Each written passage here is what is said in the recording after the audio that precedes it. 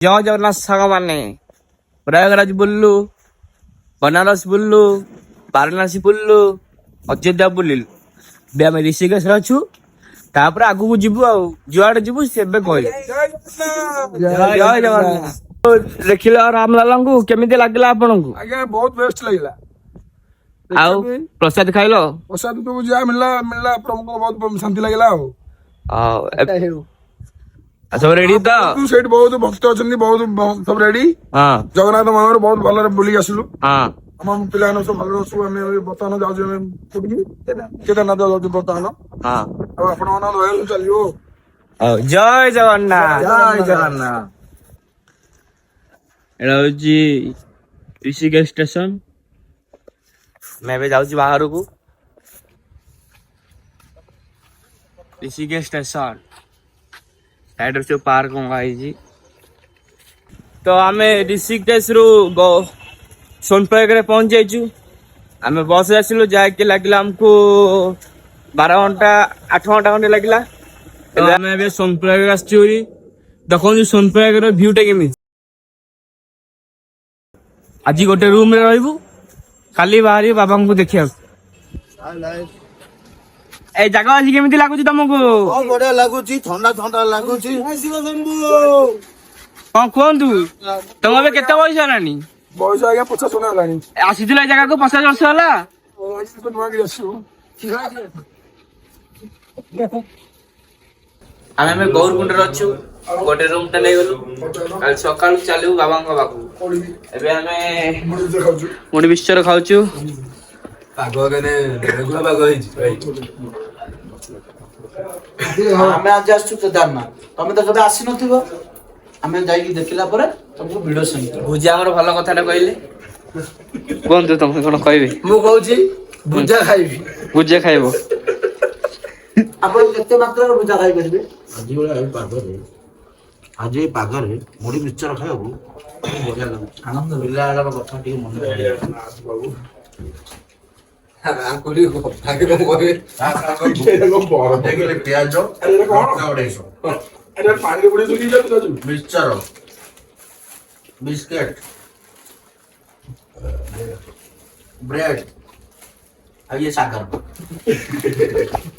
सब व्यवस्था कराई ସେଇଠି ତମକୁ ଗରମରେ ଝାଳ ବାହାରୁଛି ଏଇଠି ଆମେ ଥରୁଛୁ ଭାବି ଚିନ୍ତିକି ଆସୁଥିବ ଏବେ ତ ବର୍ଷା ପାଗ ବଢିଗଲା ମୋଟା ଦେହ କର ଥରୁଛି ଭୁଜାର ଆମେ ତ ପୁଣି ପତଳା ଆମେ କଣ ଆପଣ ଜାଣିଥିବେ ଆପଣ ଯଦି ଦେଖିଲେ ଜାଣିପାରୁଥିବେ ସେ କେମିତି ପତଳା ତ ଆମେ ଏବେ ଗୌରକୁଣ୍ଡରେ ଗାଧେଇଲୁ ଏବେ ଚାଲୁ ବାବାଙ୍କ ଧାମ ଏଇଠି ଆମର ଖରା ହଉଛି ଏଇଠି -9 ଡିଗ୍ରୀ ହଠାତ୍ କିନା ପ୍ଲାନିଂ ହେଲା ହଠାତ୍ କିନା ବସ୍ତ୍ର କିଣିଲୁ ହଠାତ୍ କିନା ଆସିଲୁ ଏବେ ଚାଲ ଯିବା 22 କିଲୋମିଟର ଚାଲିବା ଦେଖିବା କଣ ହଉଛି ଜୟ ଶିବ ଶମ୍ଭୁ ତ ଏବେ ଆମେ କେଦାରନାଥଙ୍କ ଯାତ୍ରା ବାହାରି ପଡିଲୁ ହାତରେ ବାଡି ସ୍ୱିଟର ଟୋପି ଚାଲୁ ଏବେ ଆଜି 3 କିଲୋମିଟର ଆହୁରି ଯିବୁ 19 କିଲୋମିଟର ଭାଇ ମାନେ ରେଡି ତ ପଛରେ ଦେଖୁଛଟି ଦେଖାଗଲାଣି କୈଳାସ ପର୍ବତ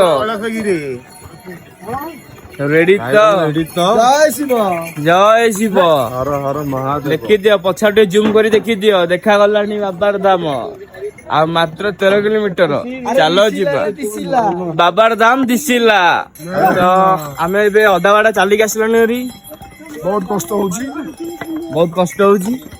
प्रभुଙ୍କର महिमाରୁ କେନ୍ଦିଆ ଯେ ପହଞ୍ଚିବା ଦରକାର ପ୍ରଭୁଙ୍କୁ ଓମ୍ ନମଃ ଶିବାୟ ବୋଲି कष्ट कले कृष्ण मिले कष्ट करी चलिबो कृष्ण मिली चलिबे हर दुख हर दारिद्र हर कष्ट हर रोग हर हर हर महादेव चलंतु सांग माने आमे एबे 22 किलोमीटर रु 10 किलोमीटर आइती आउरी अछि 12 किलोमीटर चलो जिबा आमर सब सुवास बाहरी पड़िलानी जेते ऊपर को जीव सेते काकर मारी आसुची चलो जीवा देखिया आपण बे केते किलोमीटर चली के आसिले आज्ञा आ 17 किलोमीटर चली आसिलु हां ଆଉ 4 କିଲୋମିଟର ଅଛି। ପବନ ଯାଉଛି ଟି? ଆଜ୍ଞା ଖାଲି ନେକ୍ସଟ ବର୍ଷ ଯିବା ଆସିବା ହଉଛି। ହଁ ଏଇଠି ଆଜ୍ଞା ବହୁତ ମହରଗ ଜିନିଷ। ଆଜ୍ଞା ପାଣି ଗୋଟାକୁ 100 ଟଙ୍କା, ଆଜ୍ଞା ଗୋଟେ 200 ଟଙ୍କା, ଥଣ୍ଡାକୁ 50 ଟଙ୍କା। ଆଜ୍ଞା ଆଜ୍ଞା କିଛି ମିଳୁନି ସୁବିଧା କିଛି ଏଠି। ଆଜ୍ଞା ବହୁତ ଗରିବ ଲୋକ ଭାରି ହଇରାଣ ହଉ ପ୍ରଭୁ। ଜୟ ଜଗନ୍ନାଥ। ଜୟ ଶିବ ଶମ୍ଭୁ। ଜୟ ଶିବ ଶମ୍ଭୁ। ଜୟ ଶିବ। ବାବା ଯିବୁ ପାଖକୁ ହଁ। ଏବେ କିଛି ନୁହଁ। ଜୟ ଶିବ ଭାଇ। ଜୟ ଶିବ ଶିବ ଜୟ ଶିବ। ଏଇଠି ଦେଖ, ଏଇଠି କମ, ସିଆଡେ ଦେଖ ପୁରା ଭାସୁଛି ବରଫ। ମାନେ ରେଡି ତ? ଜୟ ଶିବ। ବାବାଙ୍କୁ ଦେଖିବାଟି? ଜୟ ଶିବ। ସାଙ୍ଗମାନେ କାଲି ଆମେ 5ଟାରେ ପହଞ୍ଚିଲୁ, ଗୋଟେ ବଡ କ୍ୟାମ୍ପ ନେଲୁ, ରହିଲୁ 9 ଜଣ। ଶୀତ ବଲେ ଗାଣ୍ଡି ଫଟ ଶୀତ। ସନ୍ଧ୍ୟାବେଳେ -2, ରାତି ହେଲା -7। ଆମେ ତ କେତେବେଳେ -7 ଚାଲିନୁ, ବାଲୁଆରେ ଅଧିକ ହେଲେ 15। ଏବେ ଆମେ ଯାଉଛୁ, ସକାଳୁ ଉଠିଲୁ, ଗରମ ପାଣିରେ ଗାଧେଇଲୁ, ଏବେ ଚାଲିଲୁ ବାବା ଅର୍ଦ୍ଧା ବାବାଙ୍କୁ ଦର୍ଶନ କରିବା। ଚାଲ ଜୟ ଶିବ ଶମ୍ଭୁ। ଚାଲ ବଡ ଓମଟେ ହେଇଛି ଏଠି, ମନ୍ଦିର ଦେଖାଗଲାଣି, ଏଠି ମନ୍ଦିର ଦେଖାଗଲାଣି। ଜୟ ଶ୍ରୀ କେଦାର ବାବା।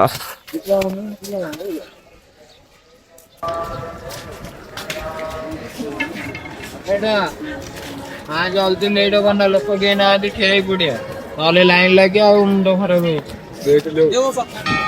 ତ ସମୟର ଅନ୍ତ ଘଟିଲା, ଫାଇନାଲି ମୁଁ ବାବାଙ୍କ ଦର୍ଶନ ହେଇଗଲା। ସକାଳ 6ରୁ ଲାଇନରେ ଲାଗିଲେ, ଏବେ 4ଟା ହେଲାଣି, ଏବେ ବାବାଙ୍କ ଦର୍ଶନ ହେଲା, ମନ ପବିତ୍ର ହେଇଗଲା। ଦେଖନ୍ତୁ ବାବାଙ୍କ ଧାମ, ଏଇଟା ହଉଛି ଭୀମଶିଳା ପଥର, ଯାହାକି ଆପଣ ପୁରାଣରେ ଜାଣିଥିବେ। 2013 ମହାବାତ୍ୟା ଆଉ ଜୀବନରେ ଥରେ କେବେ ଆସନ୍ତୁ ବାବାଙ୍କ ପାଖକୁ, ମନ ପବିତ୍ର ହେଇଯିବ। ବାବାଙ୍କୁ ଦେଖିଲ? ବହୁତ ବଢିଆ ଲାଗିଲା। ବହୁତ ଭଲ ବର୍ତ୍ତମାନ ଆସନ୍ତୁ, ବାବାଙ୍କୁ ଦର୍ଶନ କରି ଯାଆନ୍ତୁ, ମାନସ କରି ଯାଆନ୍ତୁ, ଆପଣଙ୍କ ମନସ୍କାମନା ସବୁ ପୂର୍ଣ୍ଣ ହବ। କିଛି ଟେନସନ ହବା ଦରକାର ନାହିଁ। ଠାକୁର ମଙ୍ଗଳ କରନ୍ତୁ। ଜୟ ଶିବ ଶମ୍ଭୁ। ଜୟ ଶିବ ଶମ୍ଭୁ। ବାବା ଜୟ ଶିବ। ବଞ୍ଚିଥିଲେ ଦେଖିବ କେଦାରନାଥ। କାଲ ହର ଦୁଃଖର ଦାରିଦ୍ର୍ୟର କଷ୍ଟର ରୋଗର ହର ହର ବାବାଙ୍କ ଦର୍ଶନ ସରିଲା, ଏବେ ଆମେ ଚାଲୁ ଗୌରୀକୁଣ୍ଡ, ଯୋଉଠୁ ଆଇଥିଲୁ ସେଇଠିକି ଚାଲୁ। ଚାଲ ଯିବା, 22 କିଲୋମିଟର ଚାଲିବାକୁ ପଡିବ। ଫାଇନାଲି ପଦଯାତ୍ରା ସରିଲା, ବାହାରୁଥିଲୁ ସେଇଥିରୁ 4ଟା ବେଳୁ, ବରଫରେ ଖେଳିଲୁ ଅଧଘଣ୍ଟା। ଏବେ ଆସି 10ଟାରେ ପହଞ୍ଚି ଯାଇଛୁ ଗୌରୀକୁଣ୍ଡରେ। ଏଠି ରୁମ୍ ନେଇକି ଆମେ ରହିବୁ।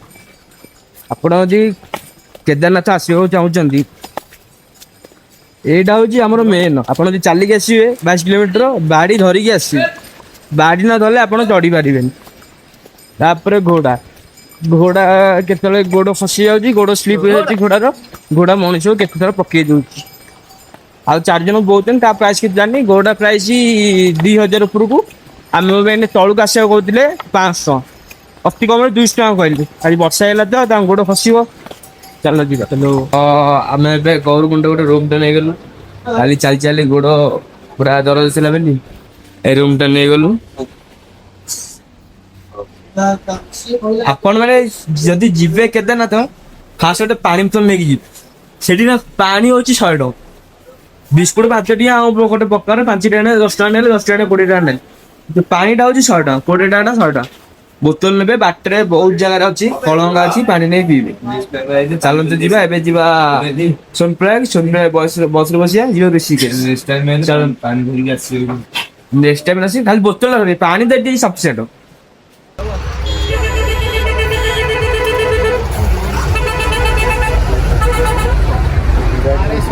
ଫାଇନାଲ ଆମେ ଋଷିକେଶ ଷ୍ଟେସନ ପହଞ୍ଚି ଗଲୁ। ଆଜ୍ଞା ଯାତ୍ରାଟା କେମିତି ଲାଗିଲା ତମକୁ? ବଢିଆ ଲାଗିଲା, ବହୁତ ବଢିଆ ଲାଗିଲା। ଦେଖିଲୁ, ଚାଲି ଗଲୁ, ମଜାମସ୍ତି କଲୁ, ବରଫରେ। ଗୋଡ ପୀଡା ହଉଛି, ବହୁତ କଷ୍ଟ ଆଜ୍ଞା। ଆପଣଙ୍କ ଗୋଡ ପୀଡା ହଉଛି? ଗୋଡ ଭଲ ହଉଛି?